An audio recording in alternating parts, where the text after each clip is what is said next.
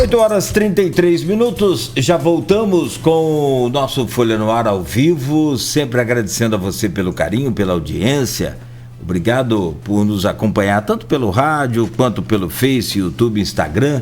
Daqui a pouco o podcast também, né, muito baixado, e ainda na Plena TV com reprise sempre às 17 horas.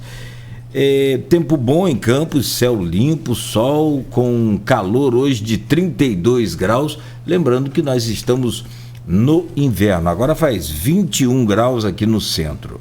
Não há previsão de chuva, né? Então, calorão. Será que São João é sexta, não é? Dia 24 agora? É amanhã. Será que vai ser a noite mais fria do ano? Costuma ser São João ou São Pedro, né? Enfim. É São João. Dizem que é São João, mas do jeito que está aí, 32 graus hoje, não sei. Bom, meu caro Arnaldo Neto, nós voltamos no oferecimento de Proteus Serviços de Saúde e Medicina Ocupacional, com a qualidade certificada ISO 9001-2015. Unimed Campos, cuidar de você. Esse é o plano. Laboratórios Plínio Bacelar e Plínio Bacelar Vacina. Programa de hoje conversando com o comandante da guarda, Wellington Levino. E eu chamo o Arnaldo Neto, por favor, para abrir esse bloco. Levino, desde a gestão passada, eu conversei com o Darcílio Amaral, que foi secretário de Segurança. Amaral já falava ali sobre a possibilidade de armar a Guarda Civil de Campos. Na primeira entrevista de Vladimir, como prefeito eleito aqui na Folha FM, já como prefeito eleito, ainda antes da posse, Vladimir também falou sobre a possibilidade de armar a guarda e, na visão dele, naquele momento, armar a guarda, sobretudo para atuar aqui no centro. Não sei se é uma visão parecida com o que o Segurança Presente faz hoje, na Segurança Presente da Polícia Militar. Quando conversamos com você em outra oportunidade, por videoconferência, você também falou sobre o encaminhamento desse projeto, o andamento desse projeto para armar a Guarda Municipal de Campos. Hoje, em que ponto estamos em relação a essa possibilidade de armamento da Guarda Civil? A gente sabe que existem as questões burocráticas, como criação de ouvidoria, corregedoria, que são pontos que têm que ser cumpridos dentro dessa etapa, mas não são os únicos. Como está o andamento desse processo? E dá para dizer que a Guarda de Campos vai estar armada pelo menos até o fim desse mandato do prefeito Vladimir? Os trabalhos estão sendo feitos para que até o fim do mandato dessa gestão a Guarda já esteja armada. Muitas pessoas confundem com relação a poder armar a Guarda ou não poder armar a Guarda. Isso aí já é como... a discussão de se armar a Guarda ela foi antes de 2003. 2003 para cá não existe mais discussão de armar a Guarda. Hoje a discussão vamos preparar a guarda para ela atuar armada. É o caminho que nós estamos seguindo em Campos. O porte de armas já é um direito adquirido do servidor da guarda. Ele tem esse porte pela prerrogativa da função que ele ocupa. Mas nós sabemos que existem diversas coisas para poder executar a garantia desse porte de arma. Como, por exemplo, você citou aí ouvidoria e corregedoria. Eu vou um pouco mais além. Eu acho que todo o serviço público armado ele tem que ter um acompanhamento social e psicológico, que é para poder ele, ao se envolver com qualquer tipo de ocorrência, ele tem um amparo de um especialista para poder garantir que ele se mantenha sempre equilibrado. Isso aí não diz respeito só à Guarda Municipal, e sim todo o serviço armado. Como aconteceu agora há poucos dias, um vigilante que evitou um assalto dentro de uma agência bancária e veio a óbito o assaltante. Com certeza esse vigilante ele vai passar por algum tipo de transtorno, porque não é fácil você se envolver numa ocorrência daquele tipo e sair dali normal. Então eu acho que aquilo ali é um ponto fundamental para uma instituição armada. Um acompanhamento psicológico e social para que ele possa continuar exercendo a sua profissão sem pôr em risco a sua vida e a vida dos outros, com equilíbrio emocional correto. Então são coisas que eu, como gestor, eu prezo. Não é só a legalidade, não só os amparos, não só em ter os mecanismos para armar, Mas depois dessa instituição armada, como que eu vou me comportar com os meus agentes que necessitam de mim e eu necessito deles? Qual o amparo que eu vou dar para eles? Qual é a condição que eu vou ter depois de uma ocorrência desse servidor voltar para a sua família com equilíbrio normal? Então, são preocupações que eu, como gestor, tenho. Capacidade técnica é fácil de adquirir. Você consegue dar capacidade técnica para o servidor, para qualquer homem. Ele pode ser habilitado a portar arma de fogo. Ele passar por um exame psicológico é fácil. O exame psicológico é uma coisa de momento. Você está ali naquele momento, você vai passar por aquele exame. E a habilidade, os centros de formações vai estar garantindo que esse servidor, que não é como outras instituições, a Guarda Municipal, quando você se deparar com o município, com a Guarda Armada, você pode ter certeza que ele tem um servidor extremamente capacitado. Porque ele tem tantas horas, aulas para manuseio de arma de fogo, ele tem avaliação psicológica periódica, ele tem o controle externo que é feito pela Polícia Federal. Então, quando ele vai atuar, é porque ele realmente tem um servidor, tem um ser ali que está extremamente capacitado para poder portar arma de fogo. Ele não é apenas pegar o guarda e entregar a arma na mão do guarda. Ele, antes de fazer isso, quando o poder público tem essa iniciativa de armar, ela está realmente dando à sociedade um operador de segurança capacitado para poder estar colaborando com todas as instituições de segurança e mais ainda com a sociedade. Agora, esse porte de arma pro agente, ele é um porte para a pessoa física ou é um porte somente para o serviço? Essa é uma dúvida que eu tenho em relação à guarda. Diferentemente do militar, ele anda com a sua arma, pode andar com a sua arma, o Polícia Rodoviária Federal também pode, o guarda também vai poder andar com a arma ou ele só vai poder utilizar essa arma durante o serviço? Há uma regra específica em relação a isso? Até no ano passado, até esse ano saiu a decisão final, que foi incluída junto à Lei 13022 e a 13022 incluída a Constituição, e onde que tinha um ADIM com relação ao guarda municipal poder portar, com o município abaixo de 500 mil habitantes, poder portar sua arma de fogo fora do horário de serviço. Hoje já foi pacificado que o direito do porte de arma é do servidor. Hoje tem a 13022, ela fala em dois momentos a arma de fogo. Ela fala no seu artigo 2º que é garantido à instituição o direito de armar a guarda. Então a instituição ela tem direito de armar a guarda.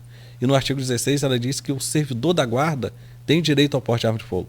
Então em dois momentos ela fala que sobre a arma de fogo. Um de maneira pessoal e outro de maneira institucional. E a 10.826 ela também garante. Hoje ela garante que o servidor da guarda, independente do número de habitantes, ela tem o direito de portar arma de fogo dentro e fora do serviço. E tanto que diversos guardas foram conduzidos para a delegacia e autuados por porte ilegal de armas. Mas na sentença, a justiça entende que se a lei autoriza esse servidor portar arma de fogo, ele não cometeu crime. Aí devolve a fiança e devolve a arma. Porque já é pacificado, que é direito do servidor ter a sua segurança pessoal. É direito dele, como agente de segurança garantidor da paz, que ele possa preservar a sua segurança também com a arma de fogo. E em relação a custos, armar a guarda de campos hoje geraria uma despesa? Nós falamos no bloco anterior sobre a folha de pagamento, né? Você falou que precisa de um cálculo para um custeio permanente. E em relação à estrutura, armar a guarda, o quanto isso impactaria financeiramente o município? Ou não impacta tanto? Há algum tipo de convênio que possa ser feito? Ou preciso construir local específico para guardar? Enfim, de que forma impactaria financeiramente a guarda quando começar efetivamente esse processo de armamento dos agentes? Com relação à estrutura física da instituição, hoje, se for armar a Guarda Municipal de Campos, a nossa estrutura física ela está pronta para poder armar. Nós temos mecanismo para garantir a cautela desse armamento. A questão dos gastos, futuros, que seriam de aquisição, existem convênios que podem ser feitos tanto para habilitar esse servidor junto a instituições credenciadas. Nós podemos também habilitar agentes próprios para poder habilitar os nossos alunos. E existem diversas guardas, como isso foi uma prática muito usada na Bahia, onde que recebeu doações de armas novas da Polícia Militar da capital de Brasília, e diversos municípios a Guarda Municipal recebe doação. É noticiado em diversas redes que Polícia Rodoviária Federal doa armamento para as guardas, Polícia Federal doa armamento para a guarda, polícias militares doam armamento para a guarda. Então isso aí é uma prática comum, e armas novas. Então o gasto com arma de fogo, de repente ele seria, como o município de Campos, o prefeito aí tem uma articulação política boa com outras instituições, seria fácil de resolver a respeito de doação. Mas tem aquela questão do treinamento periódico, que a Guarda Municipal tem que passar por treinamentos periódicos. Aí onde que teria, de repente, um gasto a mais com munição a cada 2 anos para poder manter. Como eu falei, a Guarda Municipal, quando ela é armada, é um servidor preparado, capacitado e constantemente treinado. E esse treinamento nós não podemos deixar cair. Nós temos que manter na nossa regra esse treinamento periódico, para que lá na ponta, quem utiliza o nosso serviço tenha a garantia da segurança, a garantia da eficiência e garantia que aquele servidor ali está capacitado. Aí que seria no planejamento anual ou a cada 2 anos, para poder estar comprando munição para esse guarda fazer a sua habilitação, manter o seu credenciamento e estar atuando de maneira ideal. Mas todo custo ele tem um benefício. A Guarda Municipal treinada ela é um benefício para a sociedade. Então é um investimento, é um gasto que do outro lado vai diminuir os números de assalto, a presença do guarda armado na rua vai diminuir o número de homicídios naquele ponto onde que o guarda está, porque ali vai ter uma pessoa que, se tiver alguém com intenção de cometer uma prática de crime, o guarda vai impedir, ele sabe que o guarda vai ter condições de impedir. Então o guarda tem que estar com seus equipamentos individual de segurança, como colete balístico, como a sua arma de fogo, com a sua habilidade técnica em dia, com a Spark, que é menor potencial ofensivo, com o seu spray de pimenta, ou espargidor de pimenta, para poder estar diminuindo as agressões. Então a Guarda Municipal hoje ela tende a crescer. Ela tende a crescer como profissional, tende a crescer como instituição, ela tende a crescer como parceiro da sociedade eficiente. Nós estamos concluindo, Levino, chegando ao final da nossa conversa. Tenho mais uma pergunta, Nogueira, e depois você fica à vontade, se você tiver alguma colocação também, por favor. Esse tema de armamento é polêmico e a gente poderia entrar nele aqui um programa inteiro só sobre isso, ouvindo outras pessoas, mas, como você disse, é pacificado hoje, pelo entendimento do Supremo, que todas as guardas municipais podem ser armadas. Mas antes desse movimento de armar a Guarda Municipal, a Segurança Pública tem passado por algumas adaptações, inclusive aqui em Campos, com a chegada do Segurança Presente, que é um projeto do governo do Estado. E nós sabemos que segurança pública não se faz sozinho, né? Não tem como ninguém fazer segurança sozinho. É dever do Estado, mas é uma obrigação de todos, até como é descrito realmente essa questão da atuação da segurança.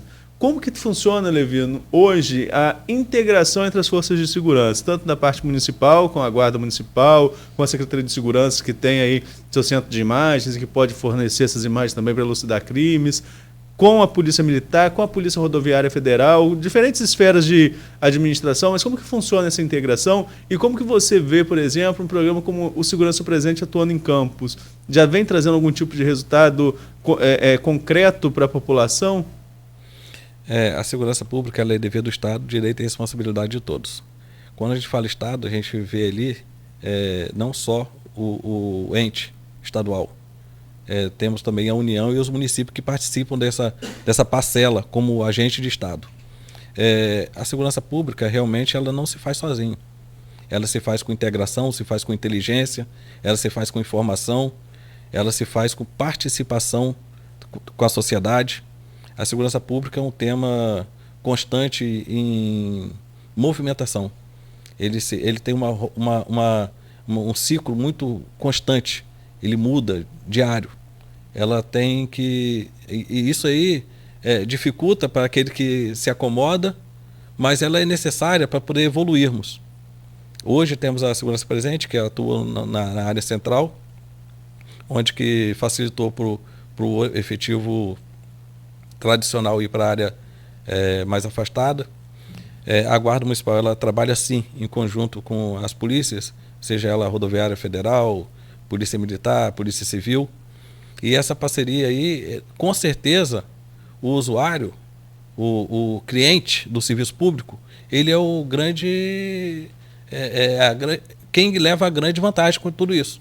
Quando as instituições ela trabalham de maneira separada, lá na ponta alguém sofre, e quem sofre é a sociedade. Hoje em Campos nós temos uma boa articulação através da Secretaria de Ordem Pública, do Subjackson, com o Coronel Gustavo, do 8º, com o chefe da Polícia Rodoviária Federal, com o capitão Coutinho, da polícia do BPRV, acho que é Coutinho mesmo, e essa integração faz com que todos saiam ganhando. A Guarda Municipal sai ganhando como instituição e o servidor da Guarda Municipal sai ganhando como pessoa. Da mesma forma que o policial militar ganha como instituição e a pessoa policial militar que tem a sua família, que sai com a sua família, também sai ganhando. Então todos saem ganhando, a sociedade sai ganhando. Comandante, já avançamos aqui, mas só umazinha. Falamos em armar a guarda. O senhor disse que até o fim desse mandato do Vladimir, a guarda estará armada. Os trabalhos já estão sendo feitos. Todos os procedimentos já estão sendo tomados para que a guarda seja armada. Quando fala em armar a guarda, é todo o efetivo? Como é que é? E se não for todo o efetivo, qual é esse critério de seleção? Nós estamos trabalhando para armar a guarda até o final da gestão. Os trabalhos estão sendo executados nesse sentido. Todo servidor da guarda, não podemos ter discriminação. Todos os servidores têm que estar habilitados a portar arma de fogo. E na execução de serviço, fica a critério sim da administração, do gestor, fracionar ou não. Qual fração vai estar armada, qual fração não vai estar armada. Mas o direito tem que ser para todos os servidores da guarda. Todo ele tem que estar habilitado para poder trabalhar naquele sentido. Como vai ser empenhado ou como vai ser feita de maneira gradativa essa tomada de serviço, se vai ser pelos grupos especiais, se vai ser pelos servidores dos postos, dos patrimônios. Eu acho que nesse primeiro ponto teria que ser os grupos médicos especiais, que são quem dão a primeira resposta ao serviço público. É quem dá a primeira resposta em auxílio à sociedade. É o que dá a primeira resposta com relação ao auxílio às entidades públicas. Então, pode ser feito de maneira gradativa, como também, se houver necessidade e houver condição, pode ser total efetivo. Porque nós sabemos que quando a guarda ela está equipada, treinada e atuando, o único beneficiado vai ser a sociedade. Perfeito, perfeito. Quero agradecer ao senhor em nome de toda a equipe aqui do Folha no Ar, dizer que o senhor é sempre muito bem-vindo e desejar sempre boa sorte aí para nossa briosa guarda. Eu não posso esquecer aqui, sempre que eu converso com o comandante, que eu falo sobre a guarda, do meu ídolo da guarda, que é o Madeira. Não sei se você conhece, Arnaldo. Ele é guarda civil municipal ali e toma conta do trânsito ali na subida da Ponte Leonel Brizola, Ponte Rosinha, que é um dos trechos da cidade mais movimentados e que requer muita presença do guarda ali permanente, né? Assim como do outro lado também do mercado municipal, já pela Formosa. Mas o Madeira especificamente fica na subida da ponte. E ele é um showman. Ele dá um espetáculo ali. Quando eu passo de carro ali, eu não posso gravar. Quando eu vou a pé ao mercado, eu às vezes gravo ali. Ele pede aplauso para os motoristas, ele pede aplauso para quem está atravessando a faixa.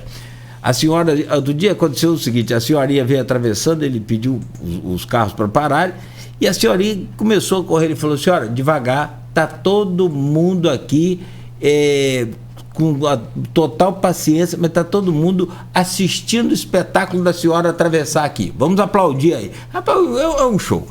E acaba aliviando um pouco a tensão do trânsito, que o trânsito é tenso realmente, muito tenso. Então, fico um abraço no Madeira, mas assim, extensivo aí a toda a corporação, que eu sempre acompanho o trabalho de vocês. É uma honra sempre estar aqui com vocês. Realmente, Madeira, ele é um artista, né? E ele desempenha o seu papel ali de aproximação com a sociedade, que a Guarda Municipal ela é isso. Ela aproxima a sociedade, ela não vai afastar a sociedade. E Madeira ele tem esse talento de aproximar a sociedade. Ele, da minha turma, nós formamos juntos, nós vamos fazer 24 anos de serviço agora. E a Guarda Municipal ela tem que se empenhar dessa forma mesmo, sendo solidário, sendo participativo, sendo parceiro, porque a Guarda Municipal ela não é um órgão de repressão apenas, ela é um órgão de auxílio à sociedade. Ela é participativa de maneira integrada com a nossa sociedade. Então, esse trabalho que ele executa ali, ele tem também os meus aplausos, como outros servidores também da Guarda, que desempenham bem. Tem aqueles que são mais rigorosos, tem aqueles que são mais pacientes, e são rigorosos, mas com mais paciência. Como toda instituição, nós temos esse fluxo de entendimento de pessoas. E a Guarda Municipal, nós temos ali pessoas que são dotadas de talentos, onde que a sociedade exige e necessita também desse nosso carinho. E essas pessoas são dotadas com esses carinhos. Nós temos a Ronda Escolar, nós temos a Guarda Ambiental, nosso grupamento de operações especiais com cães e o grupamento de operações especiais, que são os grupamentos de pronta resposta. Temos o GPS que trabalha nas praças de jardim, e todos eles têm a sua particularidade em auxílio à sociedade de alguma forma e que traz grandes benefícios para todos. Realmente merece o nosso aplauso, merece nossa atenção e merece todo o nosso esforço para poder fazer esse crescimento conjunto. E sempre que precisar, eu estarei aqui, disposto, sempre pronto para poder atender, e as informações também que precisar, nós estamos lá. A Guarda Municipal é uma instituição amiga, para poder dar as mãos e a gente avançar no que for necessário. Tá certo, comandante. Neto? Opa, agradecer mais uma vez, Levino, pela participação, colocar a Folha sempre à disposição para as informações e contando sempre com as informações de vocês, sempre que estiver precisando aqui para o nosso bate-papo. Muito obrigado mais uma vez. Abraço forte, comandante. São 8 horas e 56 minutos. Você ouviu aí, acompanhou então a entrevista com o comandante Wellington Levino. Claro que sempre tem demanda e que não dá para atender num programa só, apesar do programa extenso. Vamos para outra oportunidade trazer o Levino novamente, convidá-lo novamente, para que a gente sempre atualize aí esses assuntos. Para fechar o programa, deixa eu trazer aqui os comentários do Arnaldo Neto, algumas avaliações, situações que aconteceram aí nas últimas horas e que vão acontecer também, né? E que mexe no tabuleiro político, mexe com toda essa movimentação política aí. Comandante, forte abraço. Muito obrigado mais uma vez. Um abraço na família toda.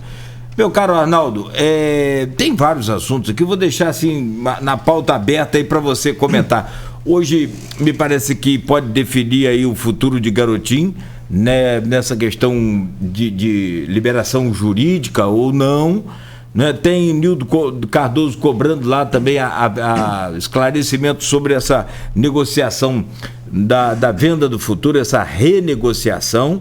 E tem aí, rapaz, também a concorrida, porque reflete de um lado e de outro, a concorrida eleição para o Tribunal de Contas do Estado, onde o Márcio Pacheco foi eleito novo conselheiro.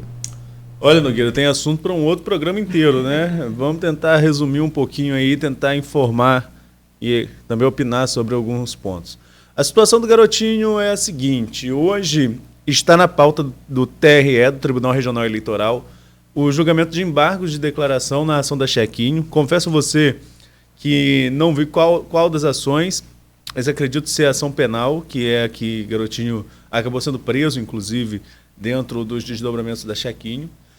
E o que acontece? Os embargos de declaração, eles acabam sendo um último estágio dentro do próprio Tribunal Regional Eleitoral.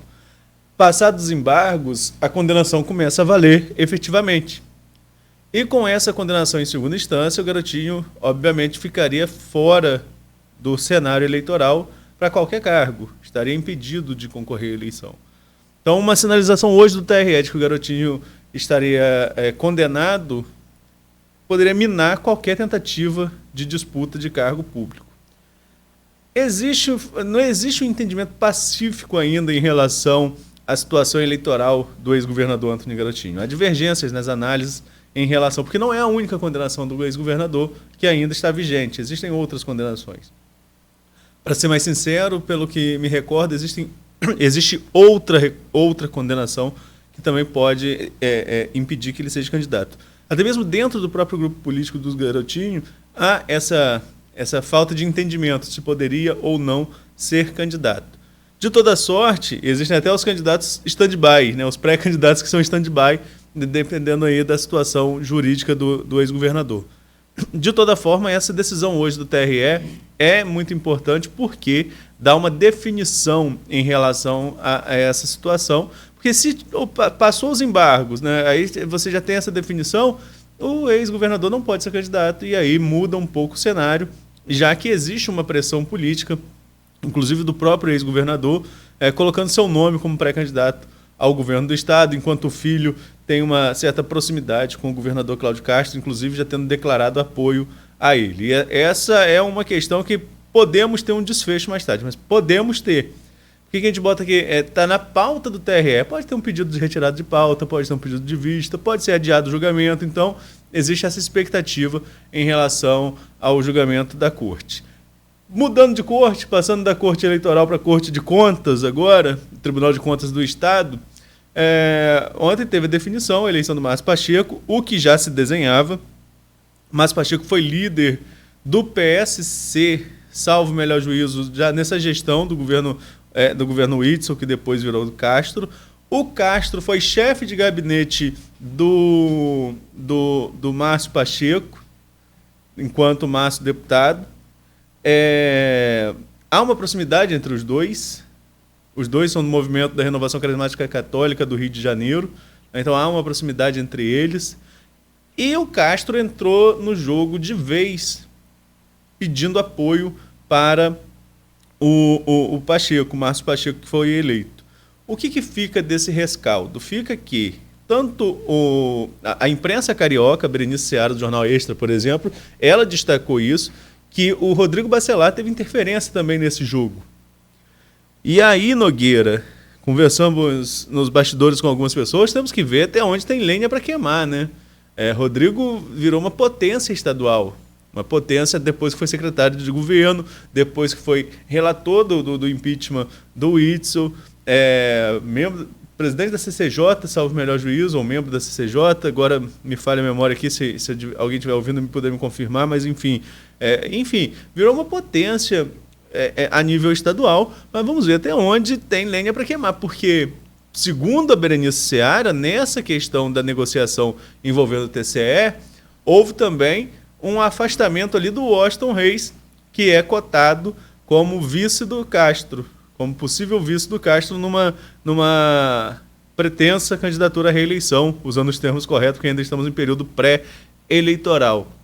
Então, o que acontece é que, se houve realmente esse movimento e se o Rodrigo Bacelar, tiver aí alguma interferência para tirar o vice de Castro, quem seria o vice? E aí, Nogueira, foi o que eu falei com você há pouco tempo. Vai brigar com o Garotinho, que não vejo o ex-governador Garotinho com potencial nenhum para ser governador do estado novamente. Potencial que eu falo, potencial eleitoral, de ter voto para isso. Mas tira voto aqui no interior, tira voto na Baixada, que ele também tem voto. E aí vai brigar com a família Reis também. Vai brigar com a família Reis lá de Duque de Caxias e que tem um reduto forte na Baixada em toda a Baixada Fluminense, lá é muito voto, entendeu? Vai começar a brigar com todo mundo e o governador vai ficar aliado de quem? É uma situação a se pensar nessa conjuntura em relação a possível pré-candidatura, numa pré-candidatura à reeleição, numa possível candidatura à reeleição. Então, assim, são nuances que estão acontecendo. Quando fala dessa interferência aí em relação ao TCE, houve uma briga do Castro com o próprio Washington, já que o Rosenberg era um nome cotado ao Tribunal de Contas. Tinha um outro deputado que também estava ali cotado como favorito, mas me fugiu o nome dele agora, mas que ele acabou retirando a pré-candidatura, então acabou ficando entre Reis e o Márcio Pacheco, candidato do Castro, e venceu o candidato do Castro. E aqui da nossa região, dos deputados aqui da região, nós tivemos o deputado Rodrigo Bacelar, o deputado Chico Machado e o deputado Jair Bittencourt, aqui do Noroeste. Os três votaram no candidato do Castro. Já o deputado Bruno Dauaire votou no Rosenberg e alegou ali que ele já tinha palavrado isso antes de um pedido do governador, que Bruno ainda é visto como um nome da base do governador Cláudio Castro. Então, assim, ele alega que não houve ali um rompimento nesse sentido, nessa queda de braço ali em relação à vaga do TCE, mas sim uma questão que já estava palavrada junto ao companheiro de Alerj, Rosenberg, Nogueira. Desgasta, eu não sei, parece que a ex-governadora, ex-prefeita de Campos, Rosinha, também postou nas redes aí essa semana um comentário sobre o Bruno, de que ele não estaria atuando aí em benefício de fato do grupo, enfim.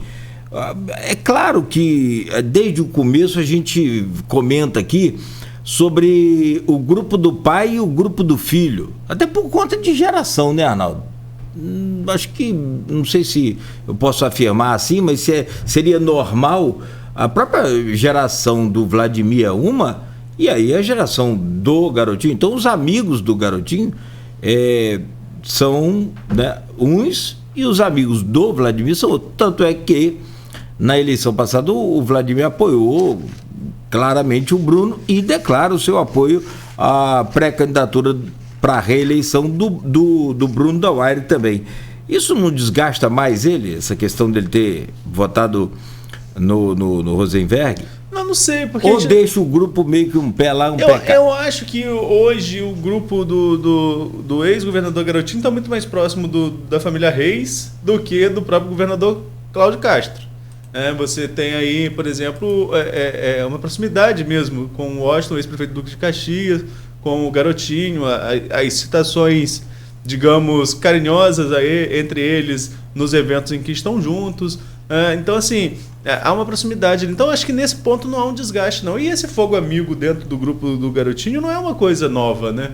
Desde 2014, naquela época, o candidato da família era o Geraldo Pudim, ex-prefeito da cidade, ex-deputado, né? E o Vladimir, que queria ser candidato, segundo fontes daquela época, em 2014, ele queria ser candidato, mas foi impedido pelo pai, que era o principal líder do grupo político, abraçou a candidatura do Bruno. Então, já não foi fácil desde lá. Agora, tem uma coisa que precisa ser levada em consideração. Quando o grupo político perdeu, o grupo político dos Garotinhos, o único que tinha mandato era Bruno. E, não sei se de uma forma ou de outra, de que forma e de que outra, mas Bruno se manteve leal ao grupo dos Garotinhos, continuou no grupo dos Garotinhos, apesar de uma proximidade com o Pisciani, que foi exposta naquela época, o falecido deputado ex-presidente da Alerj, com grande influência. O Pisciani chegou a convidar o Bruno para ir para o PMDB, à época que o PMDB era aquela potência eleitoral e que depois, né, ficamos sabendo de que forma se tornou aquela potência toda, devido às investigações aí que apontaram várias questões nada republicanas. Mas, enfim, houve convite para o Bruno deixar o grupo dos Garotinhos e ele permaneceu. Mas está sendo alvo de fogo amigo aberto, assim. O Juninho Virgílio foi à tribuna da Câmara e marretou a postura do deputado Bruno Dauaire.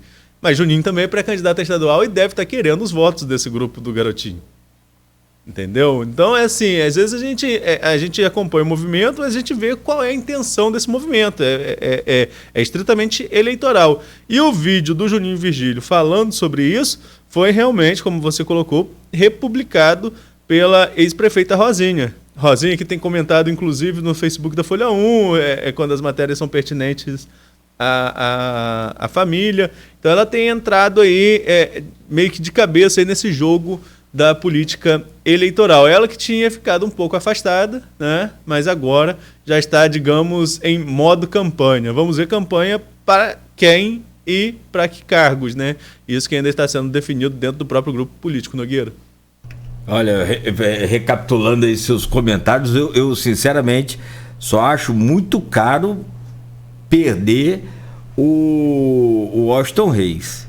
E não sei se aí o Rodrigo Bacelar teria bagagem para cobrir essa conta. É justamente o que eu falei, né? Tem lenha para queimar, tem alguém? Tem mais alguém? Às vezes, né? Às vezes foge do nosso conhecimento, né, Nogueira? Sim, claro.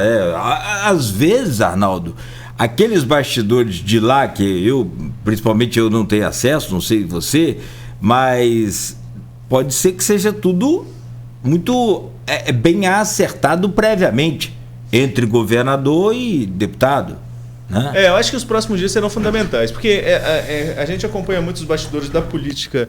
Eu conversava até com um colega jornalista há pouco tempo, e nós temos aqui no Norte Fluminense uma cobertura de bastidor muito mais forte do que a capital. Entendeu? Tipo, eu tô aqui com o WhatsApp, eu vou conversando com outros políticos e converso com a base, converso com a oposição, e tem informações da Câmara que muito antes de chegar a se concretizar.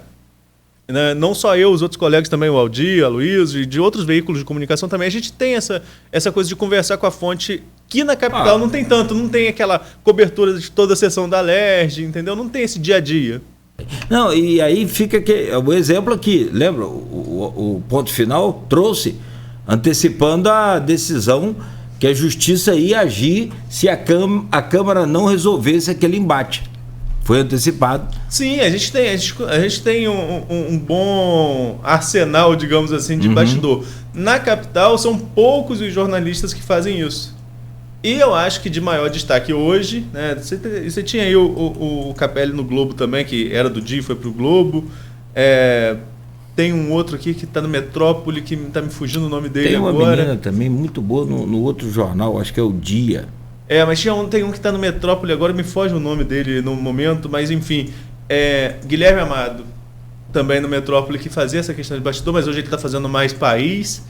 E a Berenice Seara, que uma referência nessa questão de bastidor da capital. E a Berenice colocou que realmente o Rodrigo estaria trabalhando contra o Washington ser vice do Castro. Mas eu me pergunto, e se tivesse a oportunidade perguntaria também ao Rodrigo, quem seria o nome para vice de Castro se não for o Washington? Porque o governador, ele chegou ao cargo devido a todas as circunstâncias, foi vereador no Rio de Janeiro, chegou ao cargo de vice, foi candidato a vice numa conjuntura partidária, chegou ao comando devido a uma circunstância aí eleitoral que todos nós já sabemos, cassação, enfim. Não é uma figura extremamente conhecida. Se fizer uma pesquisa qualitativa, certamente, pelo nome Cláudio Castro, poucas pessoas vão saber ainda quem é o governador, né? Vincular a imagem ao nome. Então, o Castro precisa de um vice que tenha peso eleitoral. E talvez esse peso realmente esteja na Baixada. Esse peso de voto esteja na Baixada, muito mais do que no interior. Então, assim, se não for o Washington Reis, que renunciou ao cargo de prefeito de Duque de Caxias nessa conjuntura, quem seria o vice? Né? Então, acho que falta ainda a gente tentar descobrir essa possível mudança no vice de Castro. Não li a Berenice hoje ainda, cheguei em cima da hora do programa. Então, vamos ver se daqui a pouquinho ela tem alguma informação nova em relação a isso. E para fechar, Nogueira, que já são 9h13, só para fechar, você falou sobre esse pedido de informação do vereador Nildo Cardoso.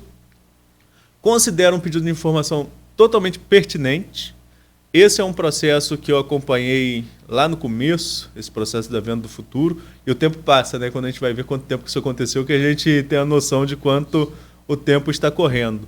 Eu lembro que, às vésperas do impeachment da presidente Dilma Rousseff, a Mira Belchior, então presidente da Caixa Econômica, esteve em Campos.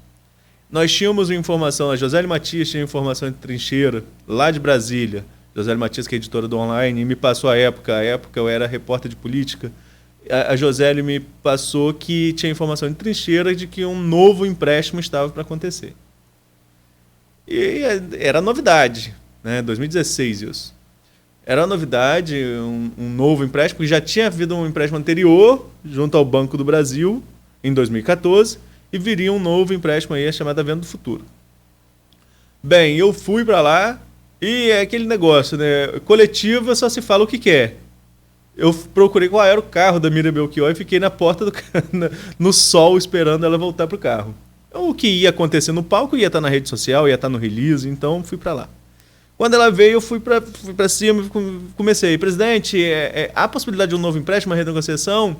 A possibilidade sempre tem. Mas eu estou falando de fato concreto. Campos tem. Possibilidade sempre tem, não sei o quê.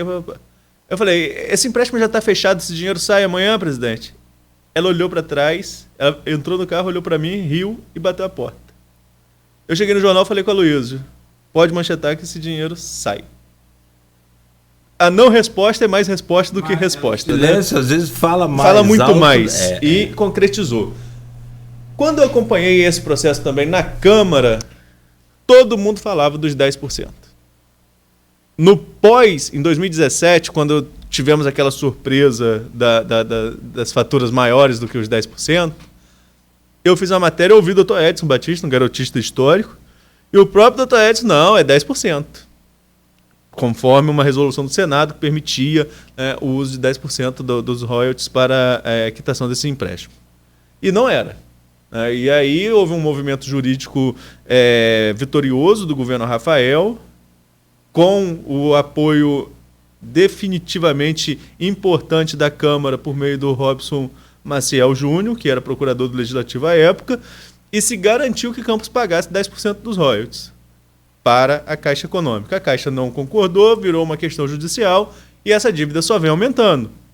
Essa dívida está na casa de 1,2 bilhão de reais. O Nildo Cardoso, o governo Vladimir teve também um movimento exitoso recente, foi manchete nossa, né, Nogueira, de que conseguiu repactuar com a Caixa essa dívida.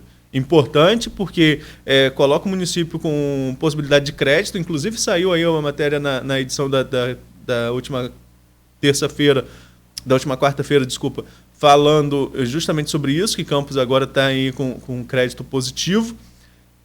Só que falta esclarecer à população de maneira geral, repactuou o quê? Quais foram os critérios? A tendência ali, pelo valor, é a de dilação de prazo. Essa dívida que acabaria em 2026, ela deve ficar por mais um tempo aí. Mas isso é uma tendência. A gente precisa saber oficialmente o que foi feito. O Nildo Cardoso levantou na tribuna, inclusive, que o crédito foi em valor de foi em barril de petróleo. Não tenho certeza quanto a isso. Estou reproduzindo aqui a fala do vereador na tribuna. Que o contrato anterior era em barril de petróleo. Então o município devia X mil, não lembro a quantidade que ele falou, X mil barris de petróleo à Caixa Econômica. E aí é uma variável, né? O barril pode chegar aí a $200 numa conjuntura dessa de guerra que a gente passou. Chegou a 130, não deve passar mais disso. Mas, sei lá, pode acontecer qualquer coisa e esse barril de petróleo disparar. Então você não tem um valor fixo de dívida. Acredito que o governo, se tiver essa questão mesmo, o governo tem que explicar se houve isso. E o mais importante, explicar à população de maneira geral quais foram os critérios de repactuação. É uma questão de transparência, porque o dinheiro que está sendo gasto, o dinheiro que deveria estar sendo investido a favor de quem? Da população. O empréstimo foi buscado para isso. Então, o pagamento dele tem que ficar bem claro. E, Nogueira, só para terminar, agora já estouramos demais e daqui a pouco o puxão de orelha vem. Pois é. Ele mandou mensagem elogiando um lance aqui, agora já era. Pois Perdemos o crédito de hoje. Justamente. Mas enfim, só para concluir, você falou aí sobre a palestra do Karnal, um nome importantíssimo no cenário nacional, e ontem eu recebi várias mensagens, eu publiquei ontem aqui de manhã, né, eu já falei com você que tinha visto o valor da palestra, 136 mil, que ia questionar a prefeitura se era somente a palestra ou se tinha algum digamos assim, alguma estrutura embutida nesse valor. Só que a resposta só veio lá para quase 4 horas da tarde, foi a hora que eu fui publicar. Mas tinha questionado a prefeitura desde as 9 da manhã, aqui ainda no estúdio. E aí é realmente o valor da palestra. Segundo a prefeitura, respeitando todos os trâmites legais e com valor de mercado, porque inclui aí passagem, deslocamento, enfim, hospedagem, se for o caso, né? Enfim, toda a questão envolvida com o entrevistado. Mas deu muita polêmica isso, inclusive na Câmara ontem. E deve dar mais polêmica ainda, mas eu finalizo com 3 pessoas que comentaram isso comigo ontem, 3 pessoas esclarecidas que comentaram isso comigo ontem. Olha, o valor também é complicado, mas eu quero a palestra. Então, é uma palestra que é muito importante dentro do cenário, mas que esse valor aí gera mais uma polêmica. Arnaldo, vou fazer um comentário também e uma pergunta. Eu sou extremamente favorável à renovação, à reciclagem, à amplitude do conhecimento, que seja com Karnal, que seja com outro palestrante, que seja com palestrante aqui de Campos, de fora, internacional. Eu sou extremamente favorável. Acho que é fantástico esse investimento. É um investimento e não um gasto. Eu entendo assim. Eu vou parafrasear aqui meu querido Rockefeller Felisberto de Lima. Toda obra, meu caro Nogueira, ele fala, né, parecia com o Brizola, toda obra é importante e necessária. Mas será que toda obra está na hora de ser feita? Então, toda palestra que venha para reciclar, que venha para aumentar o conhecimento, a capacidade de qualquer equipe, seja ela o que for, é fantástico. Agora, será que com os alunos sem uniforme até hoje, está na hora de dar palestra? Fica a pergunta, né? Fica aí as autoridades responsáveis da sua pergunta, né? Entre outras não sou entre outras, né? Não sou eu quem vai ter essa resposta. E são várias decisões que às vezes geram polêmicas, né? Só para fechar mesmo agora, 9h21, a gente falou dessa palestra, mas tem uma outra questão muito polêmica na nossa realidade campista, que é a questão do transporte. E agora vai esse projeto aí do subsídio ao diesel. Vejamos como isso vai acontecer. Vai em caráter emergencial, então provavelmente, por ser uma questão de relevância para a população, deve entrar na pauta de terça-feira da Câmara. Espero que assim o seja, mas que seja também amplamente discutido, porque é dinheiro do povo para subsidiar o transporte para o povo. Porque não adianta subsidiar o transporte e o transporte não acontecer. Por outro lado, a gente tem que entender também a situação das empresas que passam por severas dificuldades em Campos desde o governo Rosinha. Não é uma coisa de hoje, não é uma coisa do último governo, não é uma coisa desse governo. Desde que houve aquela mudança na questão do transporte, nós temos aí várias e várias empresas, Nildo Cardoso, daquele jeito dele que fala, né? As empresas que morreram ou estão no CTI. Né? Realmente aconteceu isso no transporte público. Tomara que essa medida de subsidiar seja uma medida que ajude a resolver, porque não pode a cidade viver em protesto praticamente todos os dias por causa de transporte, como aconteceu ontem novamente lá em Serrinha, impactando na vida de todo mundo. Fechou a BR-101, impacta na vida de todo mundo, do campista e de quem não é campista, porque é a principal rodovia que corta o país e que corta aqui a nossa cidade. E outra coisa ainda, pode fazer a mudança que quiser, Nogueira, no trânsito interno da cidade. Fechou a BR, a cidade deu nó. Não tem jeito. Deu não. E ontem não foi diferente. Por isso que Beto estava reclamando aqui com razão. Neto, bom dia. Até amanhã às 7 com mais um Folha no Ar, se Deus quiser. Bom dia, Nogueira. Valeu, Beto. Bom dia a todos os ouvintes e até amanhã, se Deus quiser. Valeu. Vamos falar de futebol hoje não, que não dá mais tempo. Deixa esse negócio de galo para lá. no oferecimento de Proteus Serviços de Saúde e Medicina Ocupacional, qualidade certificada ISO 9001-2015, Unimed Campos, cuidar de você, esse é o plano. Laboratórios Plínio Bacelar, agora com Plínio Bacelar Vacinas. Amanhã de volta, mais um Folha no Ar. Você fique ligado, aqui na Folha vem muita música por aí.